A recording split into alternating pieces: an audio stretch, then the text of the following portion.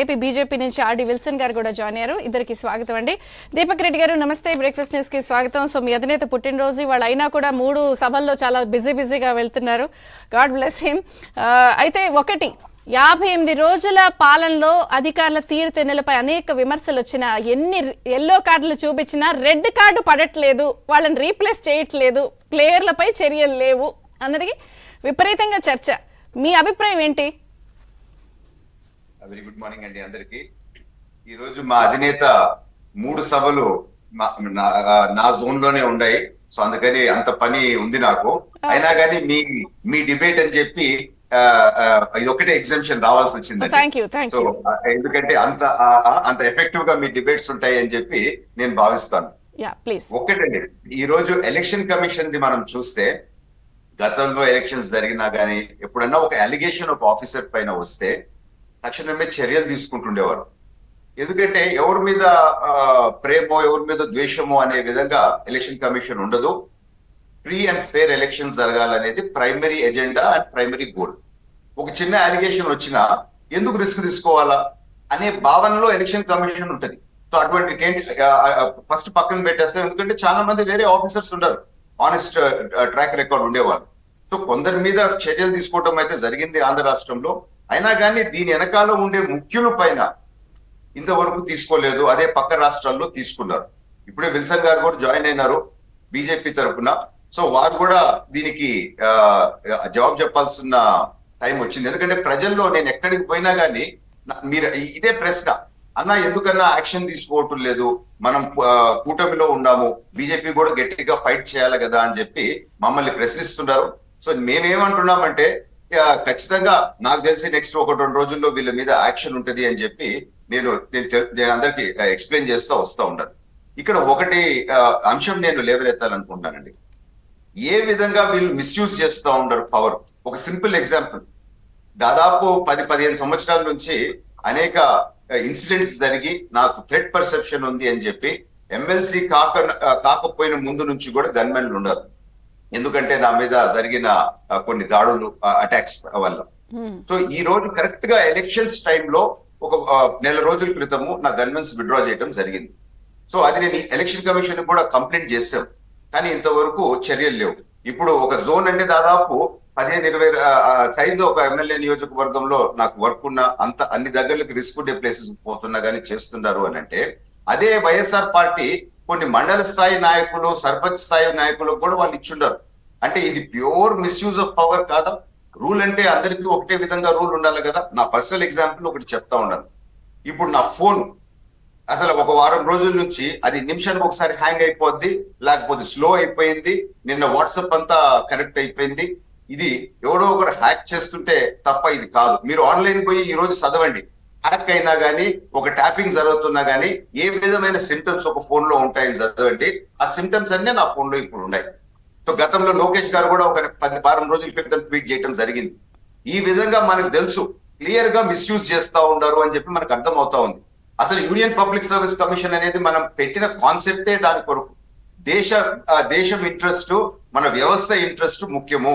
Officers ఆ దృష్టి పెట్టుకొని పని చేయాలా అని చెప్పి దాని వెనకాల సిద్ధాంతం ఆల్ ఇండియా సర్వీసెస్ అని చెప్పి దానికే అంటారు. వాళ్ళు స్టేట్ ఆఫీసర్స్ కాదు, they are the servants of government of India. So మన కాన్స్టిట్యూషన్ కోసం పనిచేయాల్సిన వాళ్ళు వీళ్ళు. So Union Public Service Commission ద్వారా రిక్రూట్ అయ్యి ఆల్ ఇండియా సర్వీస్ ఆఫీసర్స్ గా ఒక్కొక్క రాష్ట్రానికి అలొకేషన్ ఇస్తారు. కానీ వాళ్ళ పెన్షన్స్ అయినా కానీ వాళ్ళ రూల్స్ అన్నీ are applicable by Union Public Service Commission. So వాళ్ళు ఒక ప్రామిస్ తీసుకున్నారు వాళ్ళ సర్వీస్ లో జాయిన్ అయ్యే రోజు, కాన్స్టిట్యూషన్ ని కాపాడతామని చెప్పి. కానీ అది చేయలేని పరిస్థితుల్లో ఈ రోజు ఆంధ్ర రాష్ట్రం లాంటి రాష్ట్రంలో ఐపీఎస్ ఆఫీసర్లు, ఐఏఎస్ ఆఫీసర్లు వచ్చినారు అని అంటే దాని వెనకాల ఏంది అని చెప్పి ఒకసారి మనము ఒక మాట ఆలోచించాల్సిన సమయం వచ్చింది. అంటే అటువంటి విపరీతమైన ఒత్తిళ్లు పెట్టి ఈ రాష్ట్రంలో మేము ఉద్యోగం చేయాలంటే వీళ్ళు చెప్పినట్టు చేయకపోతే మేము ఉద్యోగంలో ఉండలేము అనే పరిస్థితికి ఈ ఆఫీసర్లను తీసుకొని వచ్చి వాళ్ళ చేతనే తప్పులు చేపిస్తూ, వాళ్ళ చేతనే క్రైమ్ చేపిస్తూ, దొరికిపోతూ కొన్ని దగ్గర సస్పెండ్ అవుతా వస్తా ఉన్నారు. తప్పులు కవరప్ చేసుకుంటా వస్తా ఉన్నారు. ఎందుకు? వ్యవస్థ వాళ్ళ చేతిలో ఉంది. ఇది మన దేశ వ్యవస్థలకి కరెక్టా అని చెప్పి కాదు దీపక్ రెడ్డి గారు. ఒకటి అందరూ అంటున్నారు, ప్రశ్నిస్తున్నారు అని. ఒకసారి 2019 సీన్స్ గుర్తు చేసుకుందాం మనం. అప్పుడు మీ అధినేత ముఖ్యమంత్రిగా ఉన్నప్పుడు, ఆపద్ధర్మ ముఖ్యమంత్రిగా ఉన్న సిఎస్ అనిల్ చంద్ర గారు ఉంటే ఎల్వి సుబ్రహ్మణ్యం గారు రిప్రెస్ చేసినప్పుడు ఎంత గొడవ, హంగామా, తతంగం అనేది అందరూ టీవీల్లో సహా చూసాం.